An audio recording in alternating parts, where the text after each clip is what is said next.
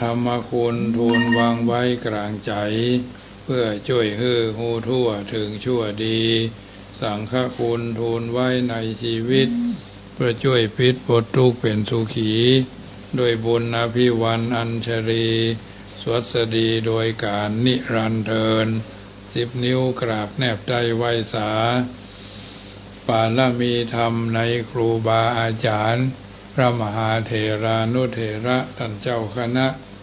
พระสังฆาธิการทุกรูปทุกตนขอความสุขความสวัสดีในธรรมะแห่งองค์สมเด็จพระสัมมาสัมพุทธเจ้าจงมีแก่บรรดาสาธุชนท่านผู้ฟังทุกท่านที่ได้มีโอกาสเปิดวิทยุรับฟังรายการเสียงธรรมก่อนรับตาตั้งสถานีวิทยุเพื่อการศึกษาพระพุทธศาสนาและจริยธรรม FM ความถี่ 504.50 เมกะเฮิรตซ์วัดฝ่ายหินตำบลสุเทพอำเภอเมืองจังหวัดเชียงใหม่ดำเนินรายการโดยอาตมาภาพพระมหาประสิทธิธรรมาภินันโทวัดจังกำตำบลมะกอกอำเภอป่าซางจังหวัดลำพูนได้รับเมตตาจากท่านพระครูสมุวิสุวัตรวรกิจโจท่านเจ้าวาดท่านผู้อำนวยการวิทยุแห่งนั้นถวายเวลาให้ธรรมภาพพระมหาประสิทธิธรรมาภินันโทน้อมนำเอาอัตถธรรมคำสอนมาเป็นปฏิพรให้บรรดาทัตถาญาติโยมท่านผู้ฟังที่อยู่ทางบ้านได้ยินได้ฟังเป็นประจำทุกวัน 19 นาฬิกา 5 นาทีโดยประมาณถึง 20 นาฬิกาโดยประมาณวันนี้พระกันก็เป็นวันจันทร์ที่7เดือนสิงหาก็คือเดือน8เดือน8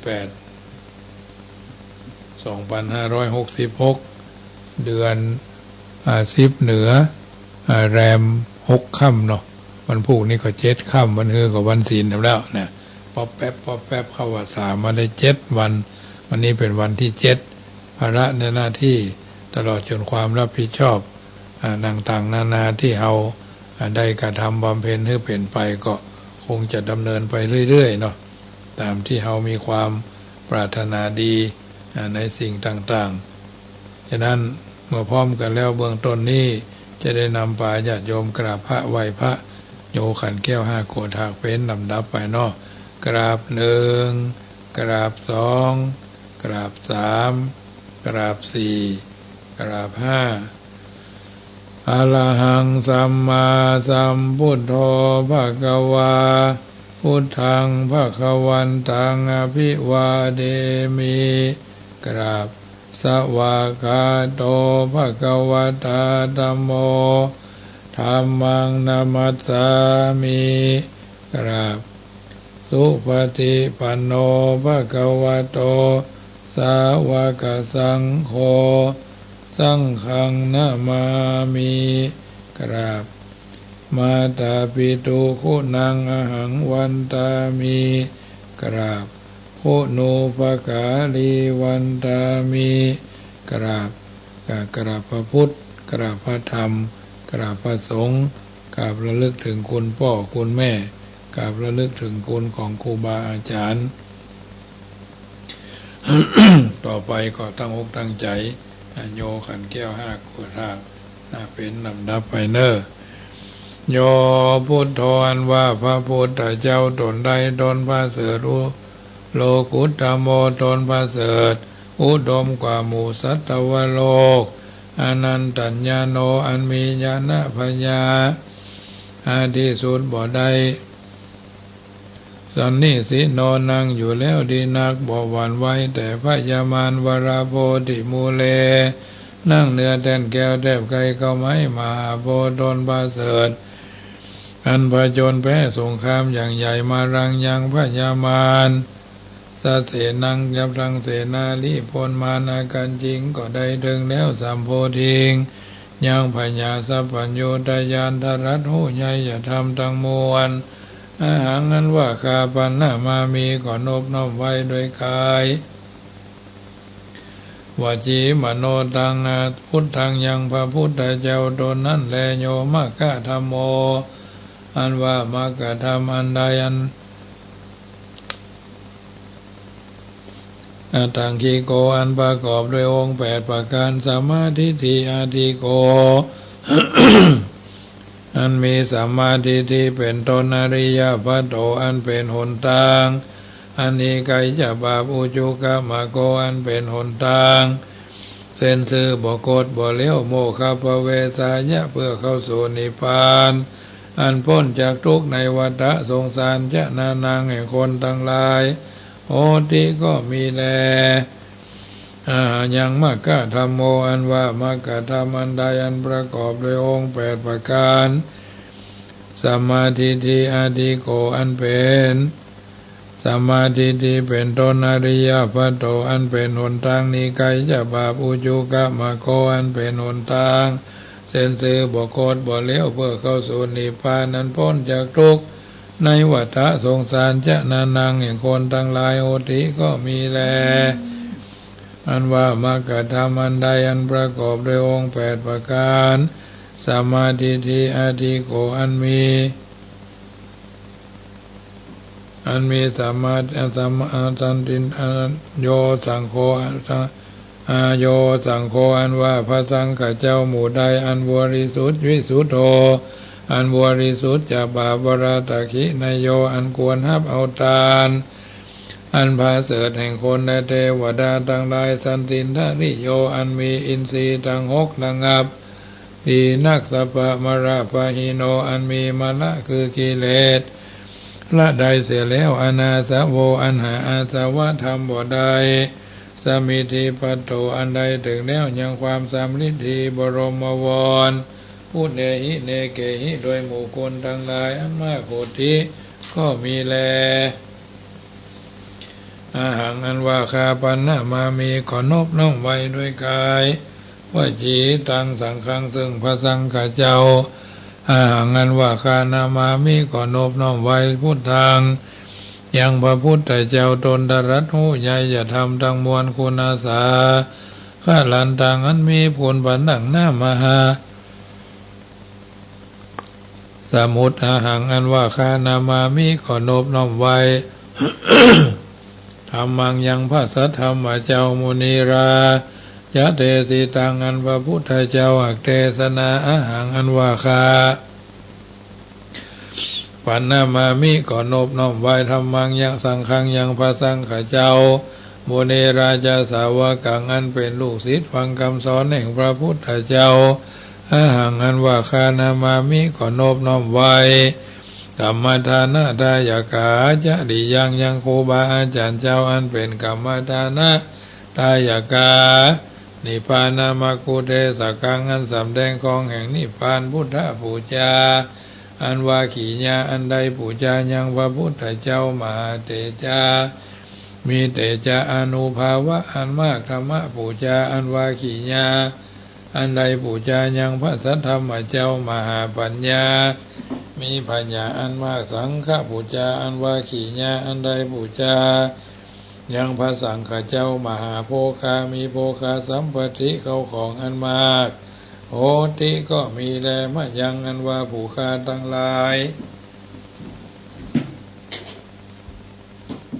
ละพระมหาเสขอจุงจะได้ทัศนันจะยังขีญาอันหันเมตตายาพุทธะยังพระพุทธเจ้าตนชื่อเมตตายะอันจักมาเป็นพระพุทธเจ้าไปนาพุทโธอันว่าพระพุทธเจ้าเมตตาโยตนชื่อเมตตายะเทวภูชิโตอันคนและเทวดาทั้งหลายหาภูจาอนุปัจจโตบ่เกิดมาเตือยาวะตาบใดมะยังอันว่าผู้ฆ่าทั้งหลายสั่งสารันโตปิแม่นต้วนเตียวไปมาคือตายแล้วเกิดเอากำเนิดหลายตีสังสารเรในวัฏสงสารมกะมามหาเสขอจงจะได้เถิงคือว่าขออย่าได้เกิดอบายเยในอบายทุกขติคือนรกเป็นเปรตเป็นสัตว์เดรัจฉานตราบใด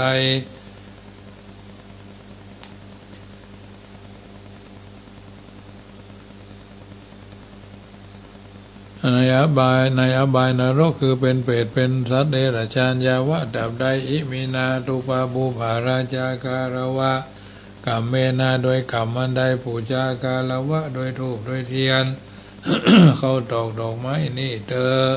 จงเป็นปัจจัยกำจูให้ได้นิพพานจงมีแก่ผู้ฆ่าทั้งหลายเที่ยงแท้แด่เธอนะโมตัสสะภะคะวะโตอะระหะโตสัมมาสัมพุทธัสสะนะโมตัสสะภะคะวะโตอะระหะโตสัมมาสัมพุทธัสสะนะโมตัสสะภะคะวะโตอะระหะโตสัมมาสัมพุทธัสสะพุทธังสรณังคัจฉามิธัมมังสรณังคัจฉามิสังฆังสรณังคัจฉามิทุติยัมปิพุทธังสรณังคัจฉามิทุติยัมปิธัมมังสรณังคัจฉามิทุติยัมปิสังฆังสรณังคัจฉามิตติ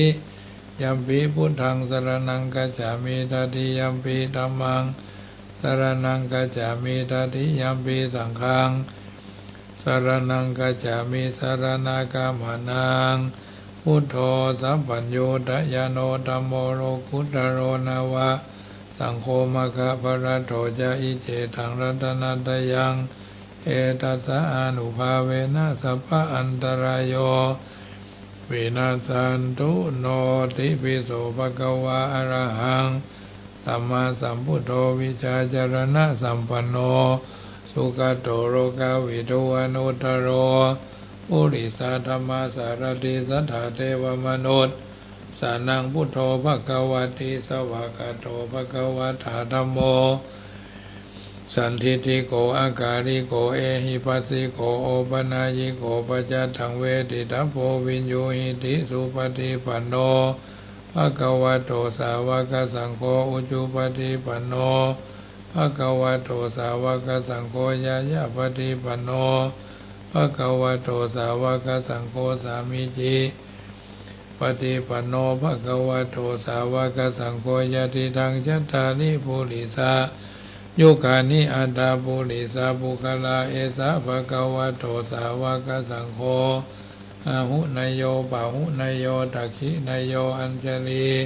กรณิโยอนุตตรังปุญญเขตังโลกัสสาติเอวเมสุตังเอกังสมัยยังภควาสาวัติยังวิหารติเจตวันเนอนาถาบินดีกัสสะอาราเมตระโขภควาภิกขุอมันเตสีภิกขโวติปทันเตติเตภิกขุภควโตปัจจโสสุงภควาเอตตะโวจาเมตตายาภิกขเวเจโตวิมุตติยาเสวิตายาอาวิทายาภาหุลิกตายายานีกตายาวัตุกตายาอนุติตายาปริจิตายาสุสมารตายาอิเมเอกาทัสสานิสังสาปฏิกังคาคัตเมเอกาทัสสาสุขังสุปฏิสุขังปฏิปุจจตินาปาปะกังสุปินังปัสสติมนุสานังพิโยโหติเทวทารกันตินาสะอาคิวาวิสังวาสัทธังวากามติตุวัตังจิตังสมาธิยติมุขวันโนวิปัสสิตติอัสสมุลโหกาลังกโรติอุตริงอปติวิจันโตภมโรอุปโคโหติเมตตายาภิกขเวเจโตวิมุตติยาอาเสวิทายาภาวิทายาภาหุลิกตายายานิกตายาวัตุกตายาอนุติตายาปริจิตายาสุสมานาทายาอิเมกาทัสสานิสังสาปฏิกังคติอิทามโวจาภควาอัตถมนาเทภิกขุภควโตปัสสิตังอภินันโทนติสาธุสาธุอิติปิโสภควาตนาปารมีสัมปันโนตนะอุปปารมีสัมปันโนตนะปรามาตาปารมีสัมปันโนเมตตาไมตรีกรุณามุทิตาอุเบกขาปารมีสัมปันโนอิติปิโสภควาสีลปารมีสัมปันโนสีลอุปปารมีสัมปันโนสีลปรมัตถาปารมีสัมปันโนเมตตาไมตรีกรุณามุทิตาอุเบกขาปารมีสัมปันโนอิติปิโสภควา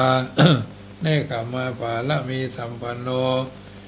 เนกขมาอุปปาละมีสัมปันโนเนกขมาปาลามัทธะปาละมีสัมปันโนเมตตาไมตรีกรุณามุทิตาอุเบกขาปาละมีสัมปันโนอิติปิโสภควาเนกปัญญาปาละมีสัมปันโนปัญญาอุปปาละมีสัมปันโนปัญญาปาลามัทธะปาละมีสัมปันโนเมตตาไมตรีกรุณามุทิตาอุเบกขาปาละมีสัมปันโนอิติปิโสภควาวิริยะปาละมีสัมปันโนวิริยะอุปปาละมีสัมปันโนวิริยะปาลามัทธะปาละมีสัมปันโนเมตตาไมตรีกรุณามุทิตาอุเบกขาปาละมีสัมปันโนอิติปิโสภควาขันติปาละมีสัมปันโนขันติอุปปาระมีสัมปันโนขันติปาลามัทธะปาละมีสัมปันโนเมตตาไมตรีกรุณามุทิตาอุเบกขาปาละมีสัมปันโนติปิโสภควาสัจจะปาละมีสัมปันโนสัจจะอุปปาละมีสัมปันโนสัจจะปาลามัทธะปาละมีสัมปันโนเมตตาไมตรีกรุณามุทิตาอุเบกขาปาละมีสัมปันโนอิติปิโสภควาอธิฐานะปาละมีสัมปันโนอธิฐานะอุปปาละมีสัมปันโนอธิฐานะปาลามัทธะปาละมีสัมปันโนเมตตาไมตรีกรุณามุทิตาอุเบกขาปาละมีสัมปันโนอิติปิโสภควาเมตตาปาละมีสัมปันโนเมตตาอุปปาละมีสัมปันโนเมตตาปรามัทธปาละมีสัมปันโนเมตตาไมตรีกรุณามุทิตาอุเบกขาปาละมีสัมปันโนอิติปิโสภควาอุเบกขาปาละมีสัมปันโนอุเบกขาอุปปาละมีสัมปันโนอุเบกขาปรามัทธปาละมีสัมปันโนเมตตาไมตรีกรุณามุทิตาอุเบกขาปาละมีสัมปันโนอิติปิโสภควาทัสสะปาละมีสัมปันโนทัสสะอุปปาละมีสัมปันโนทัสสะปรามัทธปาละมีสัมปันโนเมตตาไมตรีกรุณามุทิตาอุเบกขาปาละมีสัมปันโนอิติปิโสภควาโสภควาอิติปิอาหังสุขิโตโหมิอาหังอเวโรโหมิอาหังอภยาปัจโจโหมิอาหังอดีโกโหมิอาหังสุขียตานังปาลิหะลามีตัสสะสุติสาสพเพสัตตะอเวราหนตุอภยาปัจจาหนตุอานิกาหนตุสุขีอาตานังปาลิหะรันตุสวาธุสวาธุพระปัญญาปาระมี30ทัศสวาธุพระปัญญาปาระมีวัดแวดล้อมวิริยะปาระมีออมระวังดีศีลปาระมีบางออกบางหลับเมตตาปาละมีบาแปะทางปืนทานะปาละมีเป็นผืนดังทออุเบกขาปาละมีก่อเป็นเวียงสัจจะปาละมีแวดละวังดีเป็นไม้ไตกันตีปาละมีขายเป็นหอกเป็นดาบบางนาไม้และปืนไฟอาทิตานะปาละมีพันดาบไปทุกแห่งแข็งแห่งป่าฝูงหมู่มารปีสร้างไปเพศทุกทวีภพที่บ้างไปนี้นางธรณีอัศจรรย์โสสะเหมือนฟันอยู่กลางน้ำนาทีน้องกวางตกกวางแตกที่ฟองละนองละนอกกลายเป็นเขาดอกไม้ถวายบูชาพระแก้วแก่นไทยสัทธังพระบุตรทางจงมาภายโปรดอนุญาตโทษโปรดผู้ขาแต่ดีแม่ธรณีออกมาพี่มวยผมอยู่ที่ท่าจ้างให้กายขจังงาซับดินพ้นน้ำนาทีลงพัดพายก็จ้างพายหักทบดาวพระยามานห้องเอาปูนกัวกับยอมือคืนทูนหัวใส่เกาผู้คานีเล่าได้ชื่อว่าลูกศิษย์พระพุทธเจ้าผู้มีบุญสมภารอันมากนักพระพุทธเจ้าจึงตั้งพระปัญญาปาละมีไว้เขาจันตั้งไว้ตั้งนาก็ได้เขาจันตั้งไว้ตั้งหลังก็ได้เขาจันตั้งหัวเปลวตีนก็ได้เขาจันตั้งแต่ตีนเปลวหัวก็ได้เขาจันแสนว่าลูกปืนจักมาเสมอเหมือนพลแสนหาก็บ่มีมาจากใครใดข้าพเจ้าเลยใดชื่อว่าพุทธคุณัง ธรรมะคุณังสังฆะคุณังพุทธอินตาธรรมะอินตาสังฆะอินตาอัสสหะแม่ธรณีผู้อยู่เหนือน้ำผู้อยู่กำแผ่นดินกันคาใดละลึกคือถึงเติงหาคุณพ่อคุณแม่คุณครูบาอาจารย์คุณพระแก้วเจ้าทั้งสามประการคือคุณพระพุทธคุณพระธรรมคุณพระสงฆ์คุณแดดคุณฝนคุณน้ำคุณลมคุณไฟคุณพุทธละเจ้าก็ดีคุณนางพุทธราเจ้าก็ดีคุณพระปัจเจกเจ้าก็ดีคุณพระโทนเมตตาภาวนาเจ้าก็ดีคุณพระโทนเมตตาภาวนาเจ้าก็ดีจงมาสัมพิทักษ์รักษาคุ้มครองทั้งกำนาและกำลังยังตนตัวแห่งผู้ฆ่าตั้งแต่ที่ฆ่ากาละยามนี้วันนี้ค่ำคืนนี้และต่อไปนี้ชิมแด่เธอพุทโธพุทธังรักษาธัมโมธัมมังรักษาสังโฆสังฆังรักษาพุทโธพุทธังอรหังธัมโมธัมมังอรหัง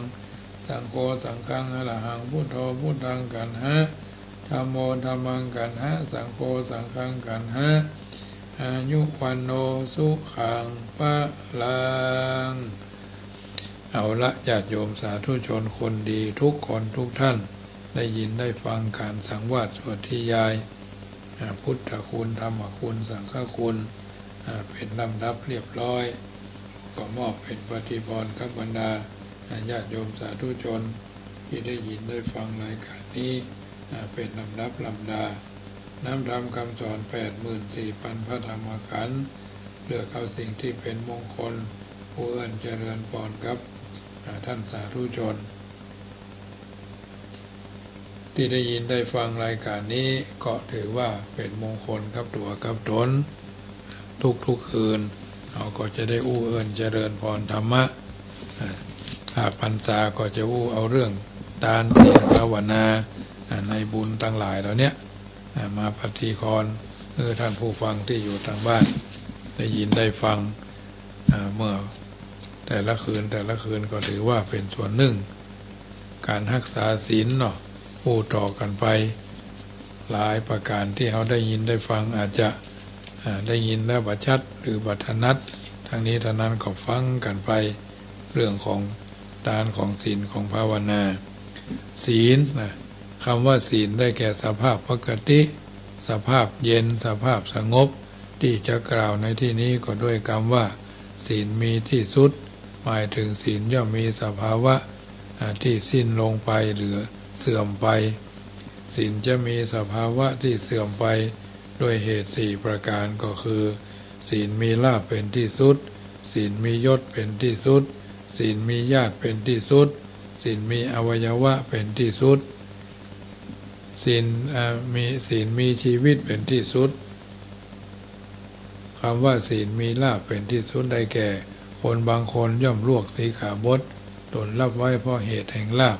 นั่นก็คือสิ้นสุดด้วยลาภบางคนก็รับไว้เพราะเหตุแห่งยศศีลสิ้นสุดลงด้วยยศบางคนก็ด้วย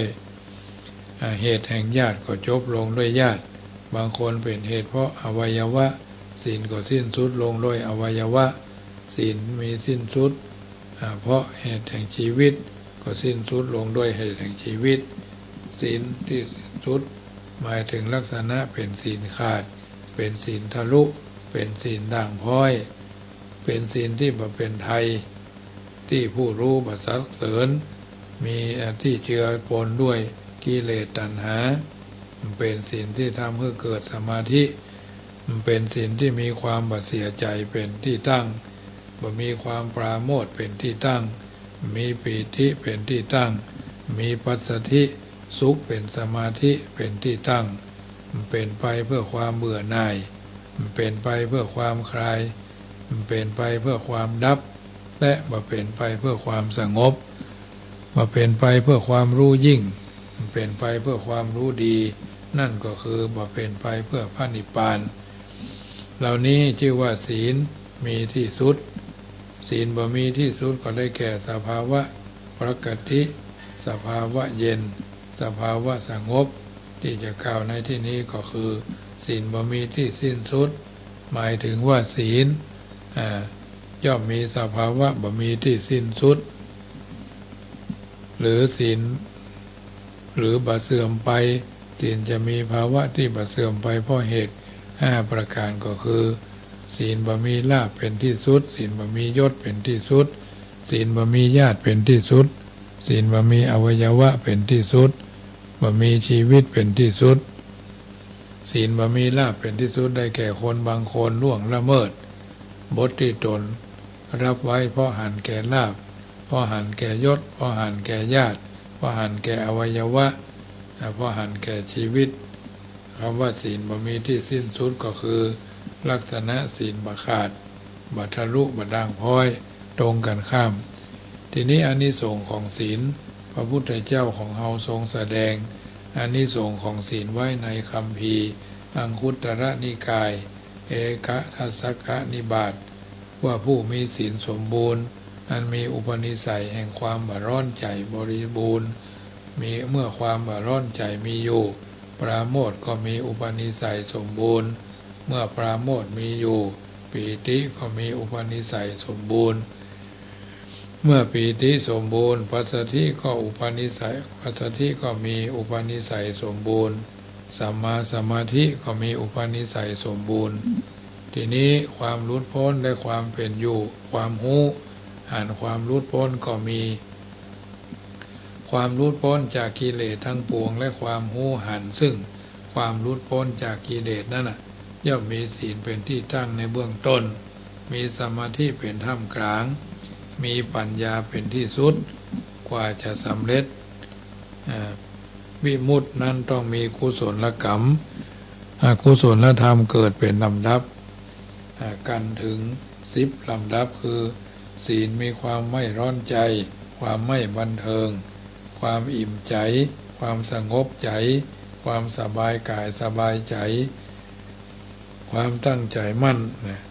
ความเบื่อหน่ายความคลายความยินดีเป็น10ลำดับรวมลำดับที่11กับความหลุดพ้นพระพุทธศาสนาจึงถือศีลเป็นสำคัญคือถือกันว่าศีลเป็นที่ตั้งคือเกิดสมาธิสมาธิเกิดปัญญาปัญญาเกิดวิมุตติวิมุตติก็คือเกิดความหูหันในวิมุตติชนี้เพราะฉะนั้นกุลบุตรผู้มีศีลอื่นๆจึงควรทำศีลให้บริสุทธิ์ศีลนั้นพระพุทธเจ้าทรงบัญญัติไว้สำหรับภิกษุก็มีภิกนางสิกขามานาและสามเณรก็มีสามเณรีก็มีอุบาสกอุบาสิกาก็มีแต่ก่อนก็มีภิกษุณีเนาะศีลสำหรับภิกษุนั้นพุทธเจ้าทรงบัญญัติไว้5ประการคือปาฏิโมกข์สังวรศีลในพระปาฏิโมกข์อินทรีย์สังวรศีลสำรวมอินทรีย์อาชีวะปริสุทธิศีลคือศีลคือการหาเลี้ยงชีพโดยชอบธรรมปัจจัย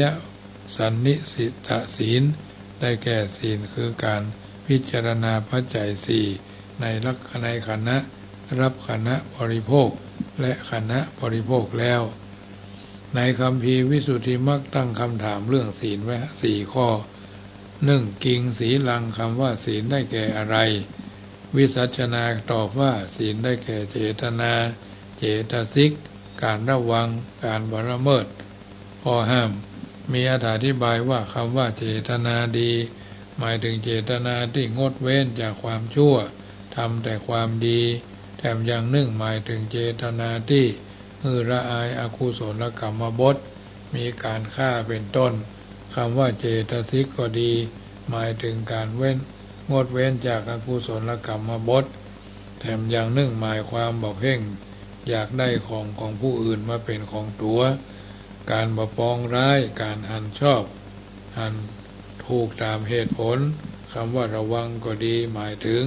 การระวัง5อย่างคือระวังปาฏิโมกข์ระวังในปาฏิโมกข์1ระวังสติ1ระวังปัญญา1ระวังด้วยขันติระวังด้วยวิริยะคำว่าการไม่ละเมิดก็หมายถึงการบรรลุศีลด้วยกายวาจาเป็นต้นทีนี้ข้อ2ว่ากะเถเกนัตเถนะสีลังเกนัตเถนะสีลังแปลว่าศีลหมายความว่าอย่างไร ตอบว่าหมายความว่าศีลแปลว่าปกติอธิบายว่าการทำความดีหรือความชั่วเป็นกลางกลางเป็นปกติอยู่เสมอก็เรียกว่าศีลศีลแปลว่าเย็นอธิบายว่าทำให้เกิดความเย็นกายเย็นใจศีลแปลว่าสงบอธิบายว่าความสงบกายสงบวาจาโดยประการทั้งปวงกานัสสะลักขณะละสะปัจจุปัฏฐานะปะทัฏฐานานิศีลมีลักษณะอย่างใดมีรสอย่างไรมีเครื่องปรากฏอย่างไรมีศีลรองมีที่รองอย่างไรตอบว่าลักษณะของศีลก็ได้แก่เครื่องกำหนดคือหู้จักปกติศีลถ้าทำและอู้ในสิ่งใดยังเป็นปกติเสมอบ่เป็นนิจก็ทำฮื้อทำและอู้ฮื้อเป็นปกติฮื้อเสมอฮื้อเป็นนิจคำว่ารสของศีลหมายถึงหน้าที่ของศีลเพื่อฮื้อหู้ว่าศีลนั้นมีหน้าที่กำจัดสิ่งที่ตรงกันข้ามคือศีลดีกำจัดศีลชั่วกำจัดศีลดีเหล่านี้เป็นต้นคำว่ามีเครื่องปรากฏได้แก่สิ่งที่บอกฮื้อหู้ว่าศีลชนิดไรดีหรือชั่วหรือกลางความสะอาดกายและสะอาดวาจาเป็นเครื่องบอกฮื้อหู้ว่ามีศีลดีอู้โดยย่อๆว่าอาการทำและอู้นั่นเองเป็นเครื่องปรากฏของศีลคำว่ามีที่รองได้แก่สิ่งที่รอบรู้ข้างล่างในที่นี้หมายถึงหิริความละอายโอตตัปปะความเกรงกลัวมีถึงสองเนี่ยเป็นฐานรองศีลโดยประการทั้งปวงทีนี้ข้อ4ถามว่ากิมานิสังสีลังศีลดีอย่างใดตอบว่าศีลนั้นศีลดีอย่างนี้คือ1โภคะสัมปทาศีลเป็นเหตุให้ได้โภคทรัพย์2กัลยาณกิตติงศีลเป็นเหตุให้ชื่อเสียงดี3สมุหวิสารทังศีลเป็นเหตุให้แก้วกล้าในที่ประชุม4อาสามุนหังศีลเป็นเหตุให้ไม่หลงในเวลาใกล้ตาย5สุขติปรายนังศีลเป็นเหตุให้เกิดสุขติ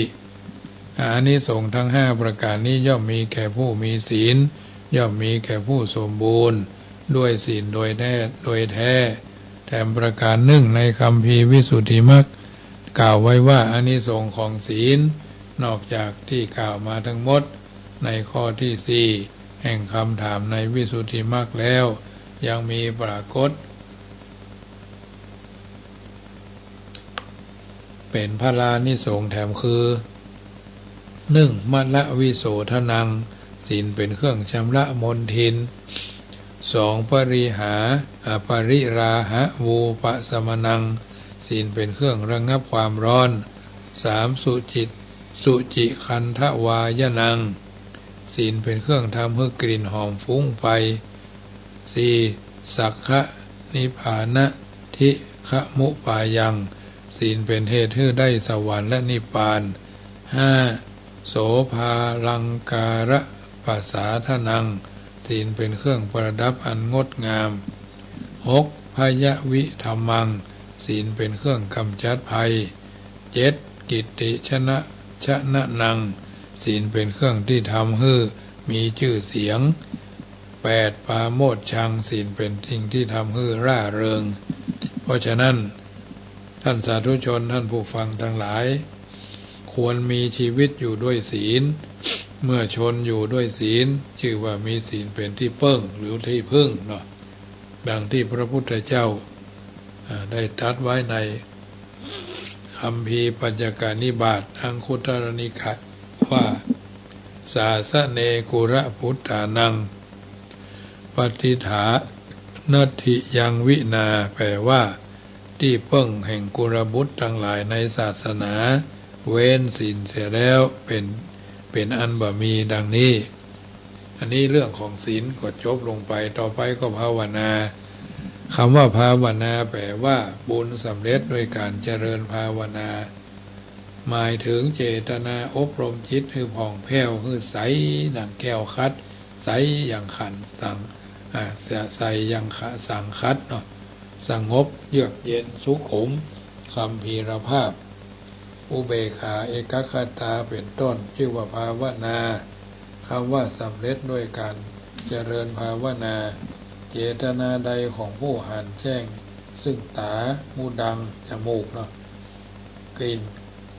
ลิ้นกายใจรูปเสียงกลิ่นรสโผฏฐัพพะธรรมารมณ์จักขุวิญญาณถึงมโนวิญญาณจักขุสัมผัสถึงมโนสัมผัสเวทนาอันเกิดจากจักขุสัมผัสถึงเวทนาอันเกิดจากมโนสัมผัสและรูปสัญญาธรรมสัญญาชรามรณะว่าโดยอนิจจังทุกขังอนัตตาตามทางแห่งวิปัสสนาหรือญาณเจตนาได้แก่เจตนาอันเป็นไปในอารมณ์38 มีปฐวีกสิณเป็นต้นก็ดีเจตนาอันเป็นไปด้วยอำนาจแห่งการทำไว้ในใจซึ่งการสะสมในกรรมายตนะคือการงานและสิปายตนะคือในศิลปะและในวิชุดฐานะก็คือการทำให้เกิดวิชาอันหาโทษมาได้ก็ดีผู้คนอบรมสิ่งทั้งปวงด้วยเจตนานั้นเพราะฉะนั้นเจตนานั้นจึงว่าบุญกิริยาวัตถุสำเร็จด้วยการภาวนาบุญกิริยาวัตถุอันเป็นภาวนาใหม่คือสำเร็จด้วยการภาวนาย่อมมีแก่ผู้เริ่มตั้งการพิจารณาไว้โดยสิ้นไปเสื่อมไปและโดยกรรมแล้วจึงการตามด้วยพิจารณาถึงความเสี่ยงไปความเสื่อมไปแห่งสังขารหรือด้วยการพิจารณาถึงกรรมเรียกว่าภาวนาใหม่การอบรมภาวนานี่มีอยู่สองอย่างคือ1. สมถภาวนาการฝึกอบรมจิตใจให้เกิดความสงบ 2. วิปัสสนาภาวนาการฝึกอบรมปัญญาให้เกิดความรู้ความเข้าใจตามเป็นจริงการภาวนาสองอย่างการภาวนาสองแถมประการหนึ่งคือจิตตภาวนาการฝึกอบรมจิตให้เจริญงอกงามด้วยคุณธรรมมีความเข้มแข็งมั่นคงเบิกบานสงบสุขผ่องใสพร้อมด้วยความเพียรสติและสมาธิ 2. ปัญญาภาวนาการฝึกฝนอบรมปัญญาให้เจริญให้รู้เท่าทันเข้าใจสิ่งทั้งหลายตามความเป็นจริงจนจิตใจเป็นอิสระบ่ถูกครอบงำด้วยกิเลสและความทุกข์เป็นต้นอันนี้ภาวนาคำว่าสมาธิในคัมภีร์วิสุทธิมรรคท่านตั้งคำถามสมาธิไว้8ข้อ1โกสมาธิคำว่าสมาธิได้แก่หยัง2เกนัตเถนะคำว่าสมาธิหมายความว่าอย่างไร3พานัสสะรักขณะรัสสะปัจจุปัฏฐานานิลักษณะรสเครื่องปรากฏและที่ตั้งของสมาธิเป็นอย่างใด4กตวิโทสมาธิมีกี่ชนิด5โกจัสสะสังกิเรโสอันยังเป็นเครื่องเศร้าหมองของสมาธิ6กิงโวทานังกิงโวทานังอันยังทำให้สมาธิผ่องใส7กถังภาเวตโพสมาธิทำให้จะทำให้สมาธิเกิดขึ้นได้อย่างใด8ภาวนายะโกอานิสังโสอันยังเป็นอานิสงส์ของการทำให้สมาธิเกิดคือสมาธิดีอย่างใดแก้ว่าข้อ1สมาธิได้แก่กุศลจริตที่มีอารมณ์เป็นหนึ่งเดียวมั่นคง 2. คำว่าสมาธิเพราะหมายถึงความตั้งใจมั่นแห่งจิตและเจตสิกอารมณ์อันเดียวได้แก่อารมณ์จิตเจตสิกซึ่งเป็นที่ยึดเหนี่ยวหน่วงวัตถุนอกใจนอกของใจอย่างใดอย่างหนึ่งซึ่งยึดเหนี่ยวไว้ตามธรรมชาติชนิดหนึ่งซึ่งอยู่ในมนุษย์ค ความบ่ฟุ้งซ่านเป็นลักษณะของสมาธิความกำจัดความฟุ้งซ่านเป็นรสของสมาธิความบ่ฟุ้งซ่านของเป็นเครื่องปรากฏของสมาธิความสุขคือความสบายเป็นที่ตั้งของสมาธิคำว่าสมาธิมีหลายชนิดดังกล่าวต่อไปว่าสมาธิได้แก่ความไม่ฟุ้งซ่านสมาธิได้แก่อุปจาระอัปปนา3ได้แก่สมาธิอย่างเร็วสมาธิอย่างกลางสมาธิอย่างปราณีตสมาธิ4ได้แก่สมาธิที่ปฏิบัติยากสำหรับยาก1สมาธิที่ปฏิบัติยากสำหรับง่าย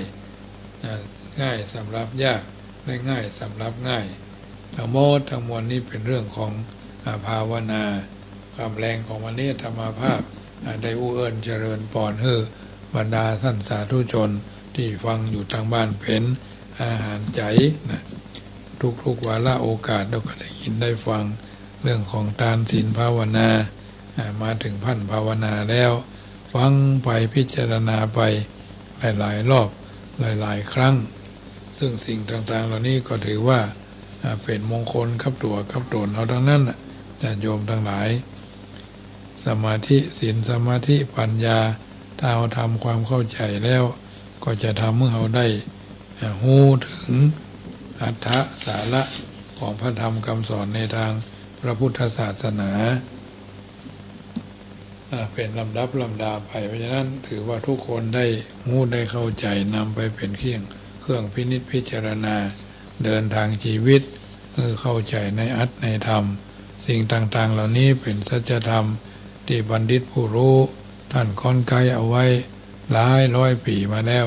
เราก็ยังเข้าใจเราก็ยังใส่ใจเปิดบอกว่า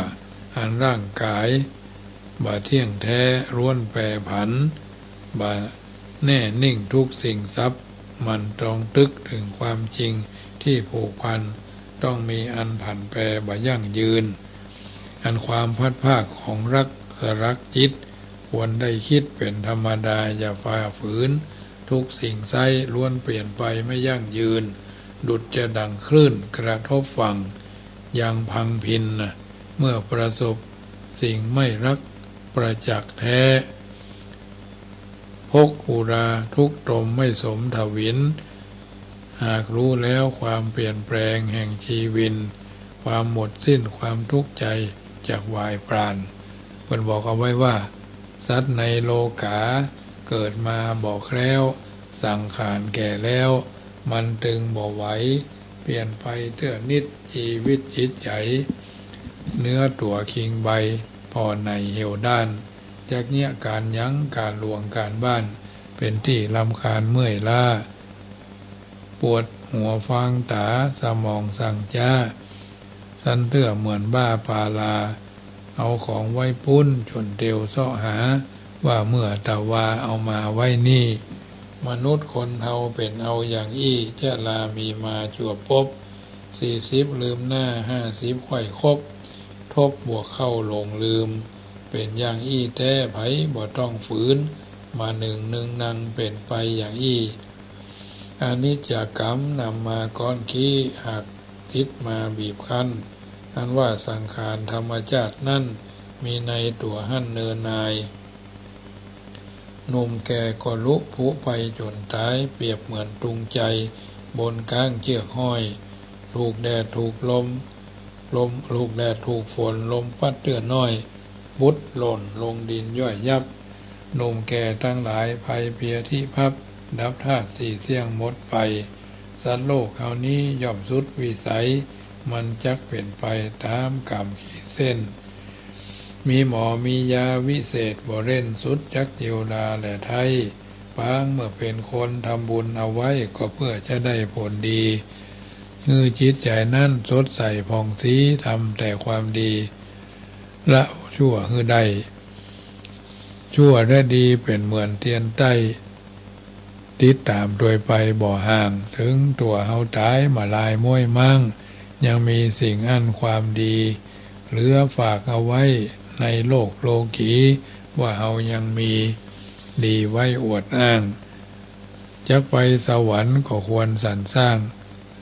หนทางไปบนชั้นฟ้าฝั่งทำความดีอย่ารีรอจ้าเวลาบ่ท่าเฮานาอายุคนนั้นมันสั้นแท้หนาบ่ฮู้เวลาวันตายเนื้อเจ้าทำบุญกุศลอย่ารอฮื้อเท่าหนุ่มสาวคิงเราได้พร้อมขอโทษเอาอาไหวสานอบน้อมมันขอโป่งข้าวก้อมซอใหญ่ที่อู้เอาไว้ร้อนบ่ถูกใจหอมก็ขออภัยหอมยับไว้